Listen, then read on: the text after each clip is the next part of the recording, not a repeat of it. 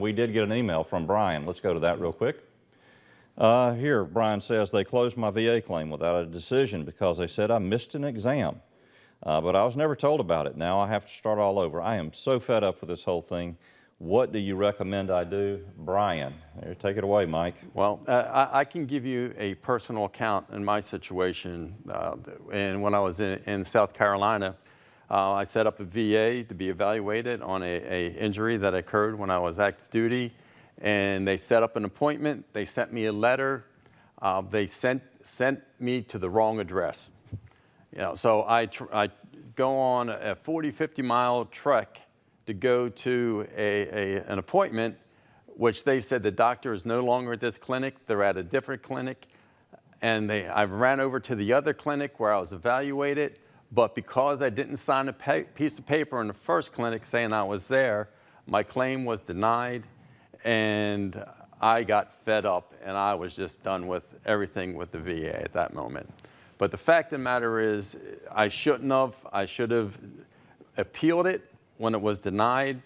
Appealing it, you have 12 months to appeal any claim that any response that they give you. So once they responded to me and said they denied the claim because I didn't show up to an appointment, which I showed up to, then you go to the appeal process, go through the paperwork.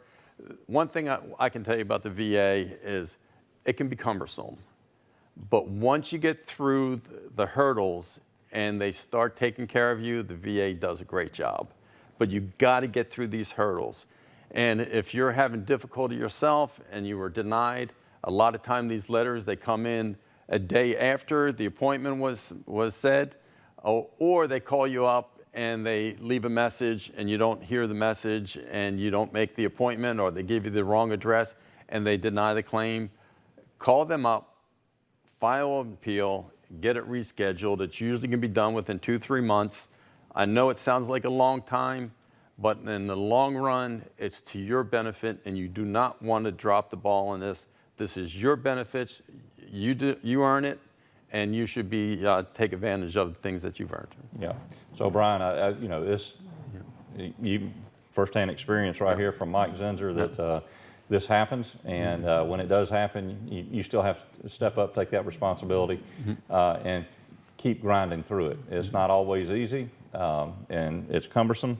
I hope our U.S. representatives are watching tonight, Jimmy Petronas and Dr. Neil Dunn, or somebody from their offices. I hope somebody's taking notes of this.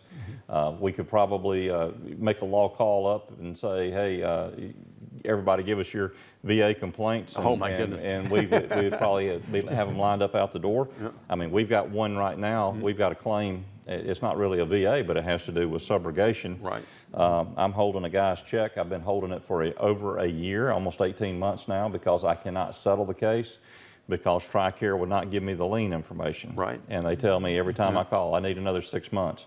Well, folks, it's been a year and a half, and if it's not there, I'll take responsibility for it, but I'm going to pay the man his money at the last week of this year. I'm putting it out there on the air.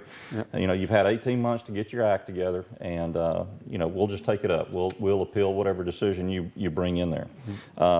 It is frustrating. It is. It can be. And you hear the frustration in my voice, and I think 18 months is long enough when somebody's been notified. A veteran colonel in the Army was involved in a very serious accident, and somewhat limited insurance in the situation, but TRICARE will not give us the lien information. So I can't help it, and I've been having to tell this gentleman who served all around the world as a colonel, I'm sorry, I'm waiting on your branch of service to give me the information. Here's my documentation. Here's what I've done. Here's when I reported it. And they tell me 6 months every time I call. So end of the year, you're going to get your money. And Colonel, and I think you know who you are. And we've done everything that we can do. And if they come back and say you owe money, we'll talk with them then. How about that? So there you go.